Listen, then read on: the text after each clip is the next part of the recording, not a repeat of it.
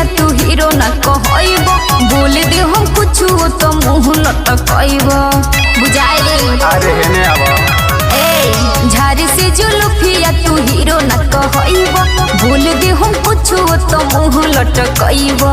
अच्छा हमरा कोमर पर ज्यादा न ध्यान करी है अरे तनी होशे में रह दूरे हटा।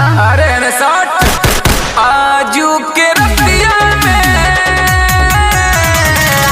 निभाने पासवान करी है। अच्छा आजू के रतिया में निभाने पासवान करी है। अरे ज्यादा ना बोला जला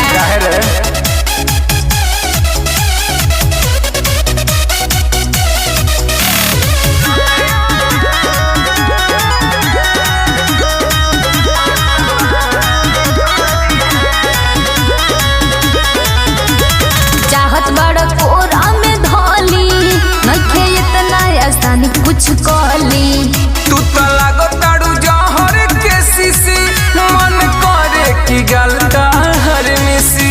अरे इतना आसान नहीं खे बाबू तो मुश्किल नहीं खे चाहत बड़ा कोरा में धोली नहीं खे इतना आसान कुछ कहली तू तो लागो ताड़ू जहर के सीसी मन करे की गलता के मिसी।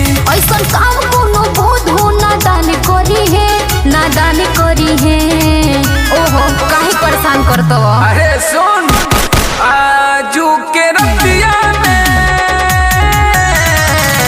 नेवाने पासवान करी है।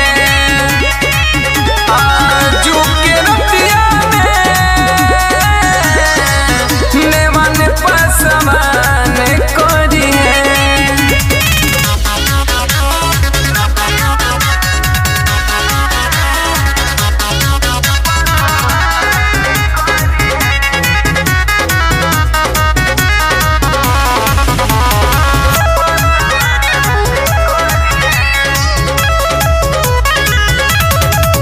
प्रेमी मंजुल ना हद से गुजारा इस तेजवा से नीचे उतारा तोरे आके पासवान टोली ना चल कैसे सोचले कि चल जइबे बाचल इतना ना उड़े के। अरे पासवान जी के टोलिया प्रेमी मंजुल ना हद से गुजारा इस तेजवा से नीचे उतारा तोरे आके पासवान टोली ना चल कैसे सोचले कि चल जइबे बाचल। जौन करे के होई बिहान करी है अरे बुझाइए पासवान जी अब के नोइलू लाइन पर आजू के रतिया में